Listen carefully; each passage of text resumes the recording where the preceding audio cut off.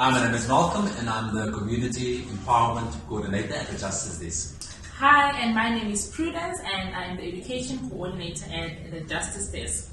So today we'll be talking about COVID-19 and the impact that it has had in education in South Africa. We'll be looking at how it has impacted lives of the learners who are in private schools and those who are in government schools.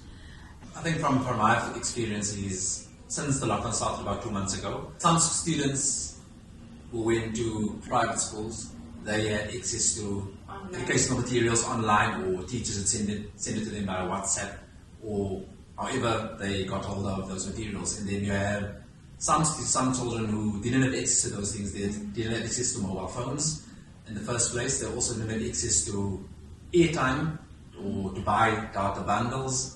And the majority of people in South Africa live below the Mars on the bread line, and to spend 20, 30 rand on airtime, I think parents would rather buy bread or something to put food on the table than have the money to actually buy airtime for those kids to participate in those classes, those online classes and those kind of things. So I think that has been a struggle for many parents and children in South Africa as well.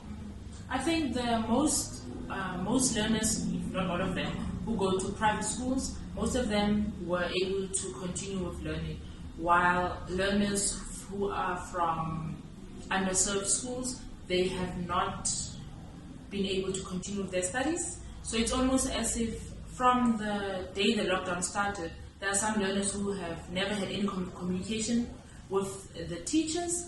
They don't know what's happening, and I know there are some teachers that are also just left hanging, so they don't know the way forward, and it's been quite stressful because I've seen most of the kids, because most of them, their parents are essential workers, so they had to go to work. The kids were left at home alone, and then they would just be playing around the streets because there was no one to monitor them. So there's just a lot has been, COVID-19 has revealed just how unequal our society is, for those who maybe were not aware. And since the schools closed, so many of our children participate in school feeding schemes, and our children become dependent on those meals that they get served at school. So while we were in lockdown, these children didn't have access to a proper meal, to breakfast and those kind of things. And what has happened, people actually came together in communities to give the food that they were supposed to get at school. People from the communities, they sponsored or handed those food parcels to children or families. And I think that was one of the biggest challenges that we face. And actually I realized how many children are dependent in this country on food parcels or the school feeding scheme in this country as well. I've seen also where I stay, the school remained open. So the kids would, I think at 11, they will go with a lunch box and they will dish up for them, and then they go home, then they can share with the family members that are at home. But it's actually, I've seen that it's not a lot. They can maybe feed one or two kids. So but at least it's better than nothing, considering the fact that the parents are at work and the kids are left alone until 6 p.m. most of the time. Since we moved now to level 3 of the lockdown in South Africa, schools have started to reopen, people have gone back to work.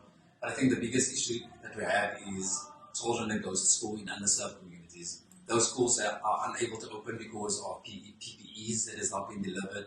The school grounds or the school classrooms haven't been cleaned because it's either gotten stolen, or some children went back to no school because of vandalism that had happened over the past 2 months.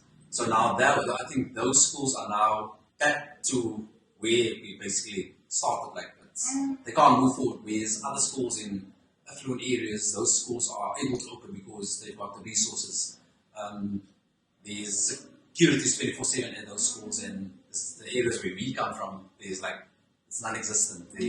So basically our kids, it's now basically another week behind the ones that is open on Monday. So that is also one of the challenges that we face currently.